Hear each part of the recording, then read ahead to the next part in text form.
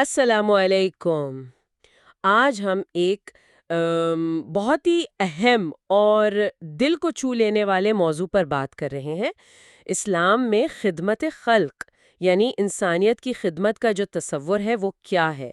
اور ہماری اس گفتگو کی بنیاد سید جلال الدین عمری صاحب کی کتاب ہے اسلام میں خدمت خلق کا تصور۔ ہم کوشش کریں گے کہ اس کتاب سے کچھ اہم باتیں، کچھ گہری سوچیں سامنے لائیں تاکہ یہ سمجھ سکیں کہ اسلام میں خدمت کتنی وسیع ہے۔ یہ صرف آپ کہہ لیں خیرات دینے سے کہیں زیادہ ہے۔ بالکل، آپ نے صحیح کہا۔ اور یہ سمجھنا بہت ضروری ہے کہ اسلام میں خدمت صرف کچھ خاص عبادات تک ہی نہیں ہے۔ نہیں، اس کا تعلق تو سیدھا سیدھا انسانوں کی بھلائی سے ہے، ان کی بہتری سے ہے۔ اور جیسا کتاب میں بھی شروع میں اشارہ ہے، خدمت تو یوں سمجھیں انسان کی فطرت میں شامل ہے، ایک اندرونی جذبہ۔ اسلام کیا کرتا ہے کہ وہ اس جذبے کو ایمان کے ذریعے، خدا سے تعلق کے ذریعے اور مضبوط کرتا ہے، اسے ایک صحیح رخ دیتا ہے۔ اچھا، تو یہ صرف ایک اچھی بات یا اخلاقی فرض نہیں، بلکہ اس سے بڑھ کر کچھ ہے۔ کتاب میں یہ بات بار بار آتی ہے کہ خدمت خود عبادت ہے۔ یہ تو بڑی گہری بات ہے۔ ہم دیکھتے بھی ہیں قرآن میں نماز اور زکوٰۃ کا ذکر اکثر ساتھ ساتھ آتا ہے، جیسے یہ دین کے ستون ہوں۔ جی ہاں، بالکل۔ یہ جو نماز اور زکوٰۃ کا ساتھ آنا ہے نا، یہ بہت معنی رکھتا ہے۔ نماز دیکھیں، وہ جسمانی اور روحانی عبادت ہے، اور زکوٰۃ وہ مالی عبادت ہے، جس کا فائدہ براہ راست معاشرے کے ضرورت مند لوگوں تک پہنچتا ہے۔ قرآن میں بھی سورۃ البینہ میں یہی فرمایا نا کہ حکم یہی تھا کہ اللہ کی عبادت کریں، دین کو خالص رکھیں اور نماز قائم کریں، زکوٰۃ دیں۔ یہی سیدھا دین ہے، مگر بات یہاں ختم نہیں ہوتی۔ اچھا، اس سے آگے کیسے جاتی ہے بات؟ دیکھیں، کچھ خاص حالات میں یہ جو مالی عبادت ہے یعنی خدمت خلق، یہ دوسری یعنی جسمانی عبادات کا متبادل بن جاتی ہے، یا کہہ لیں کہ کفارہ بن جاتی ہے۔ مثال کے طور پر، اگر کوئی بہت بیمار ہے یا بہت بوڑھا روزہ نہیں رکھ سکتا، تو کیا حکم ہے؟ فدیہ دے۔ وہ کیا ہے؟ ایک مسکین کو کھانا کھلانا۔ اسی طرح حج میں کوئی غلطی ہو جائے یا قسم توڑ دی کسی نے، یا غلطی سے خدا نخواستہ کسی کی جان چلی گئی، ان سب کے کفارے میں کیا شامل ہے؟ غلام آزاد کرنا، کھانا کھلانا، کپڑے پہنانا، یہ سب خدمت ہی تو ہے۔ تو یہ مثالیں کیا بتاتی ہیں؟ کہ اسلام خدمت کو صرف کوئی نفلی کام نہیں سمجھتا، بلکہ یہ عبادات کے نظام کا، آپ کہہ لیں کہ اہم حصہ ہے، بعض اوقات تو لازمی حصہ ہے۔ یہ تو واقعی خدمت کے پورے تصور کو ایک نئی جہت دے دیتا ہے، جیسے یہ دین کے تانے بانے میں ہی شامل ہے۔ لیکن کیا ہر طرح کی خدمت بس ٹھیک ہے، یا کوئی شرط بھی ہے؟ کتاب میں کچھ ہے اس بارے میں؟ جی، سب سے بنیادی، سب سے اہم شرط جس پر کتاب میں بہت زور ہے، وہ ہے خلوص نیت، یعنی اخلاص۔ اخلاص۔ جی، کوئی بھی خدمت، کوئی بھی کام صرف اور صرف اللہ کی خوشی کے لیے ہو، اس کی رضا کے لیے ہو۔ اگر نیت میں شہرت آ گئی، لوگوں کی واہ واہ آ گئی، یا کوئی دنیاوی فائدہ، تو بس وہ خدمت اپنا روحانی وزن، اپنی اصل روح کھو دیتی ہے۔ ٹھیک، تو خدمت عبادت ہے، شرط اس کی اخلاص ہے۔ اب سوال یہ ہے کہ یہ عبادت، یہ خدمت کس کے لیے؟ کیا یہ صرف اپنے لوگوں کے لیے ہے، اپنے مذہب والوں کے لیے؟ آج کل تو یہ سوال بہت اٹھتا ہے۔ کتاب اس معاملے میں بالکل واضح ہے۔ دیکھیں، اسلام کا پیغام تو سب کے لیے ہے، عالمگیر ہے۔ تو خدمت کا دائرہ بھی پھر تمام انسانوں تک پھیلا ہوا ہے، رنگ، نسل، زبان، مذہب، ان سب چیزوں سے بالا تر ہو کر۔ نبی کریم صلی اللہ علیہ وسلم کی ایک بہت ہی پیاری حدیث ہے، مفہوم یہ ہے کہ ساری مخلوق اللہ کا کنبہ ہے۔ اللہ کا کنبہ۔ جی، اور اللہ کو اپنی مخلوق میں سب سے پیارا وہ ہے جو اس کے کنبے کے ساتھ سب سے اچھا ہو۔ تو اصل بنیاد تو انسانیت ہے۔ یہ تو بہت ہی وسیع سوچ ہے۔ اللہ کا کنبہ، اس میں تو سب آ گئے، پوری انسانیت، بالکل۔ لیکن اس وسیع النظری کے ساتھ ساتھ اسلام ایک عملی پہلو بھی رکھتا ہے۔ تعلقات کی بنیاد پر، رشتوں کی بنیاد پر، ذمہ داریوں میں ایک، آپ کہہ لیں، فطری ترتیب ہے۔ قرآن میں سورۃ النساء کی آیت ہے جس میں اللہ کی عبادت کے حکم کے فوراً بعد جن لوگوں سے اچھے سلوک کی بات ہے ان کی ترتیب دیکھیں۔ والدین، پھر قریبی رشتہ دار، یتیم، مسکین یعنی بہت غریب لوگ، پھر قریبی پڑوسی، دور کے پڑوسی، ساتھ رہنے سہنے والے، دوست، ساتھی، پھر مسافر، اور جو لوگ آپ کے ماتحت ہوں، ملازم وغیرہ، اس کا یہ مطلب نہیں کہ باقیوں کی خدمت نہ کریں، نہیں، مطلب یہ کہ جو آپ کے قریب ہیں ان کا حق پہلے ہے۔ اور پڑوسیوں کے حقوق پر تو کچھ خاصی زور لگتا ہے۔ کتاب میں احادیث ہیں، جیسے ایک میں ہے کہ جبرائیل علیہ السلام اتنی تاکید کرتے رہے پڑوسی کے حق کی جی گئی، کہ مجھے لگا کہیں اسے وراثت میں ہی حصے دار نہ بنا دیں۔ بالکل۔ اور ایک اور حدیث تو دل ہلا دیتی ہے کہ وہ شخص مومن نہیں جس کا پڑوسی بھوکا سوئے اور اسے پتا ہو۔ آج کل کے ماحول میں، شہروں میں، جہاں لوگ ساتھ والے گھر کا نہیں پتا ہوتا، یہ باتیں تو بہت سوچنے والی ہیں۔ یقیناً یقیناً، یہ آج کے معاشرے کے لیے ایک بہت بڑا چیلنج بھی ہے اور ایک یاد دہانی بھی۔ اسلام تو چاہتا ہے کہ لوگ ایک دوسرے سے جڑے ہوں، ایک دوسرے کا خیال رکھیں۔ اچھا، اب آتے ہیں خدمت کے طریقوں پر۔ جب ہم خدمت سنتے ہیں نا تو ذہن فوراً پیسے کی طرف جاتا ہے، مالی مدد۔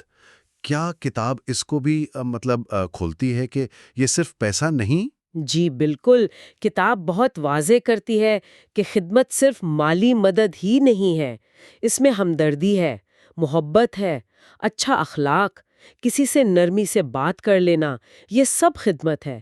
قرآن میں سورت البقرہ میں بنی اسرائیل سے جو عہد لیا گیا تھا، اس میں اللہ کی عبادت، والدین سے اچھے سلوک کے ساتھ ساتھ لوگوں سے اچھی بات کہنے کا بھی حکم تھا۔ یعنی میٹھا بول، اچھی بات کہنا بھی خدمت ہے؟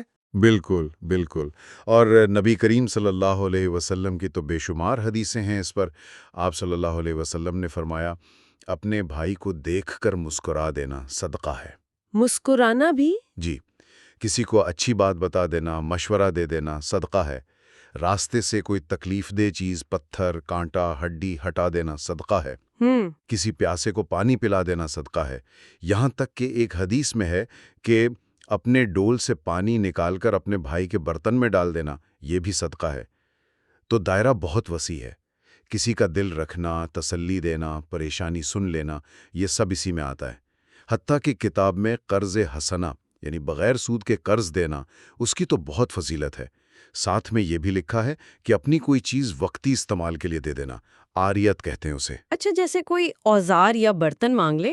ہاں بالکل، کسی کو اپنا اوزار دے دیا، برتن دے دیا استعمال کے لیے، یہ بھی خدمت ہے، نیکی ہے۔ یہ تو پھر روزمرہ زندگی میں خدمت کے کتنے ہی موقع نکل آتے ہیں، لیکن یہ جو وقتی مدد ہے، جیسے بھوکے کو کھانا کھلا دیا، اس کے ساتھ ساتھ کیا اسلام مستقل حل کی طرف بھی توجہ دلاتا ہے؟ کسی کو ایک وقت کا کھانا دے دیا، ٹھیک ہے، لیکن کیا یہی کافی ہے؟ یہ بہت بہت اہم نکتہ ہے جو آپ نے اٹھایا، اور کتاب اس پر روشنی ڈالتی ہے۔ دیکھیں، وقتی مدد جیسے بھوکے کو کھانا کھلانا، قرآن نے سورۃ الدر میں اس کی کتنی تعریف کی ہے۔ جی۔ یا پیاسے کو پانی پلانا، جس پر جانور کو پلانے پر بھی بخشش کی خوشخبری ہے، یا کسی ضرورت مند کو کپڑا پہنانا، یہ سب اپنی جگہ بہت ضروری ہیں، بہت اجر ہے۔ لیکن اسلام کی تعلیمات اس سے آگے جاتی ہیں۔ وہ کہتی ہیں کہ مسائل کی جڑ پر کام کرو، مستقل حل نکالو۔ مثال کے طور پر یتیم، صرف کھانا کھلانا نہیں، اس کی کفالت کرنا۔ کفالت یعنی اس کی پوری ذمہ داری لینا، پرورش، تعلیم، تربیت، تاکہ وہ معاشرے کا ایک اچھا کارآمد فرد بن سکے۔ یہ زیادہ اونچا درجہ ہے۔ اسی طرح کوئی بے روزگار ہے، اسے خیرات دینے سے بہتر کیا ہے اسے کام دلوانے میں مدد کرو، یا اگر وہ کوئی ہنر جانتا ہے تو اسے اپنا کام شروع کرنے میں مدد دو، وسائل دو۔ کاروبار میں شراکت داری کے طریقے ہیں، مزاربہ ہے، مزارات ہے۔ اچھا، مزاربہ، مزارت؟ جی، مزاربہ میں ایک کا پیسہ دوسرے کی محنت، مزارت میں زمین پر مل کر کھیتی باڑی۔ یہ وہ طریقے ہیں جو انسان کو اپنے پیروں پر کھڑا کرتے ہیں، اسے مانگنے والا نہیں، دینے والا بناتے ہیں۔ یعنی اسلام صرف طرز کھانا نہیں سکھا رہا، بلکہ لوگوں کو بااختیار بنانے، امپاورمنٹ پر بھی زور دے رہا ہے۔ یہ تو بڑی جدید سوچ لگتی ہے۔ جی ہاں، یہ فرد کی عزت نفس کا بھی خیال ہے اس میں، اور معاشرہ بھی مجموعی طور پر مضبوط ہوتا ہے۔ اچھا، یہ تو ہوئی انفرادی خدمت۔ اس سے آگے بڑھ کر کیا اجتماعی سطح پر کمیونٹی کے لیے بھی خدمت کا کوئی تصور ہے اسلام میں؟ بالکل ہے جی، اور بہت مضبوط تصور ہے۔ اسلام اجتماعی فلاح و بہبود کے کاموں کو بہت اہمیت دیتا ہے۔ صفائی ستھرائی کا خیال رکھنا، راستوں کو صاف رکھنا، محفوظ بنانا، حدیث میں آتا ہے نا کہ راستے سے تکلیف دہ چیز ہٹانا ایمان کا سب سے نچلا درجہ ہے۔ سب سے نچلا درجہ پھر بھی ایمان کا حصہ ہے۔ جی، اور ایک حدیث میں تو راستے سے درخت ہٹانے والے کے لیے جنت کی بشارت ہے۔ مسافروں کے لیے آرام کی جگہیں، سرائے بنانا، پانی کا انتظام کرنا، کنواں کھدوانا، جسے حدیث میں صدقہ جاریہ کہا گیا ہے۔ صدقہ جاریہ یعنی ایسا صدقہ جس کا ثواب انسان کے مرنے کے بعد بھی ملتا رہتا ہے۔ بنجر زمین کو آباد کرنا، درخت لگانا، یہ بھی صدقہ جاریہ ہے۔ درخت لگانا بھی؟ جی ہاں، مسجدیں بنانا، مدرسے، ہسپتال قائم کرنا، اور ان سب کاموں کو ہمیشہ چلانے کے لیے اسلام نے وقف کا نظام دیا۔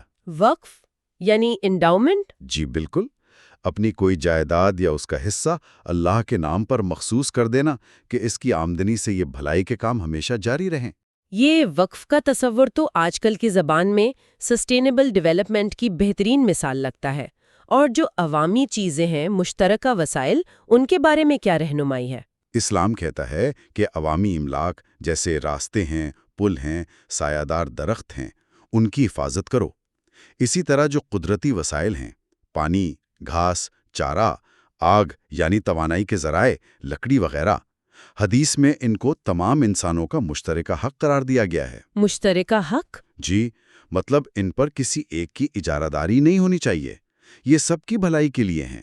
ان کی حفاظت کرنا، انہیں صحیح طریقے سے استعمال کرنا، یہ بھی اجتماعی خدمت ہے۔ یہ سب تو بہت بہت متاثر کن ہے، لیکن کیا ایسا ہو سکتا ہے کہ انسان خدمت کے جذبے میں اتنا آگے بڑھ جائے کہ اپنی دوسری ذمہ داریاں بھول جائے؟ کتاب میں اس حوالے سے کوئی توازن، کوئی اصول بتایا گیا ہے؟ ہاں، یہ بہت اہم سوال ہے، اور کتاب اس پر بھی بات کرتی ہے۔ پہلا اصول تو ہے فرائض میں توازن۔ اسلام یہ نہیں کہتا کہ اپنی بیوی بچوں کا حق مار کر دوسروں کو دو، نہیں، بالکل نہیں۔ حدیث میں صاف ہے کہ سب سے اچھا صدقہ وہ ہے جو اپنی ضرورت سے زیادہ ہو، اور خرچ کرنے کی شروعات ان سے کرو جن کی ذمہ داری تم پر ہے۔ یعنی پہلے اپنے گھر والے؟ جی، پہلے اپنی بنیادی ضرورتیں، اپنے اہل و عیال کے حقوق، پھر دوسروں کی مدد۔ یہ ایک فطری ترتیب ہے، عملی بھی ہے۔ اور ایک دوسرا اہم نکتہ بھی تھا کتاب میں کہ خدمت ہی سب کچھ نہیں ہے، مطلب پورا دین صرف خدمت نہیں ہے۔ بالکل، یہ بہت آپ کہہ لیں نازک بات ہے، سمجھنے والی۔ خدمت خلق اسلام کا ایک بہت بہت اہم ستون ہے، لیکن یہ پورے اسلام کا متبادل نہیں بن سکتا۔ ایمان ہے اللہ پر، رسول پر یقین۔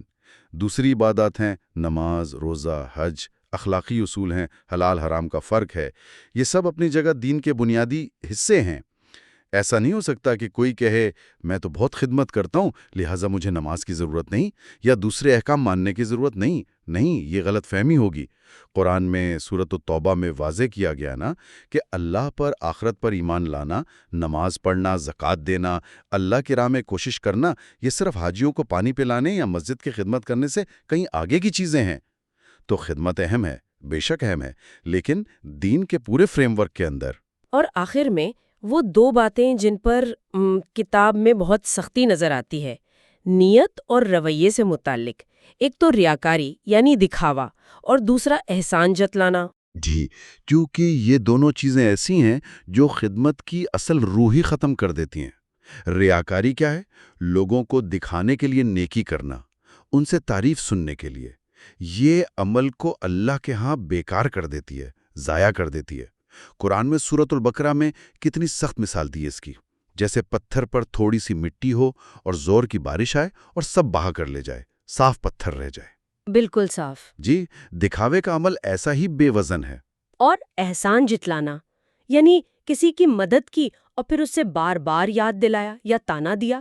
یہ تو شاید ریاکاری سے بھی زیادہ بری چیز ہے۔ قرآن میں سورۃ البقرہ میں کتنی سختی سے منع کیا گیا ہے۔ اپنے صدقات کو احسان جتا کر اور تکلیف پہنچا کر ضائع نہ کرو۔ ضائع نہ کرو۔ جی، بلکہ یہاں تک کہہ دیا کہ نرم بات کہہ دینا اور معاف کر دینا اس صدقے سے بہتر ہے جس کے بعد دکھ دیا جائے۔ دیکھیں، احسان جتلانے سے کیا ہوتا ہے؟ ایک تو آپ کی نیکی ضائع ہوئی، دوسرا جس کی مدد کی اس کی عزت نفس کتنی بری طرح مجروح ہوتی ہے، اسے کتنا چھوٹا محسوس ہوتا ہے۔ ایک حدیث میں تو آتا ہے کہ قیامت کے دن اللہ 3 لوگوں سے بات نہیں کرے گا، نہ ان کی طرف دیکھے گا۔ کون ہے وہ؟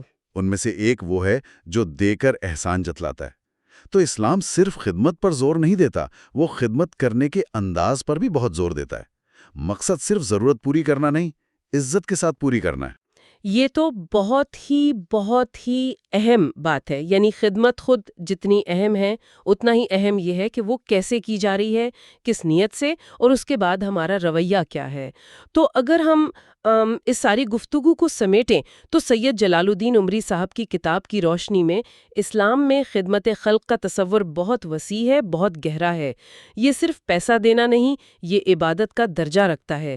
یہ تمام انسانوں کے لیے ہے، حالانکہ قریبی لوگوں کا حق پہلے ہے۔ اس کے طریقے بے شمار ہیں، مالی بھی، غیر مالی بھی۔ اچھا بول، مسکراہٹ، مدد، یہ وقتی مدد سے آگے بڑھ کر مستقل حل اور اجتماعی بھلائی کی بات کرتا ہے، اور سب سے بڑھ کر یہ خلوص مانگتا ہے، اور جس کی خدمت کی جا رہی ہے اس کی عزت نفس کا خیال رکھنے کا تقاضا کرتا ہے۔ بالکل درست فرمایا آپ نے۔ یہ کوئی اضافی نیکی، یہ بس ایک اچھا کام نہیں ہے، یہ ایمان کا حصہ ہے، ایمان کا تقاضا ہے۔ یہ فرد کے لیے اپنی روحانی ترقی کا ذریعہ بھی ہے، اور معاشرے کے لیے ایک مضبوط ہمدرد بنیاد بھی۔ کہ اس تیز رفتار پیچیدہ دنیا میں جہاں مسائل بھی نئے ہیں، موقع بھی نئے ہیں، ہم خدمت خلق کے ان اصولوں کو، خاص طور پر خلوص اور دوسرے کی عزت کے احترام کو، اپنی زندگیوں میں اجتماعی طور پر کیسے بہتر طریقے سے لا سکتے ہیں؟ وہ کون سا ایک چھوٹا سا عملی قدم ہو سکتا ہے جو ہم آج ہی اٹھائیں، جو صرف دینے پر نہیں بلکہ دینے کے انداز کو بہتر بنانے پر مرکوز ہو؟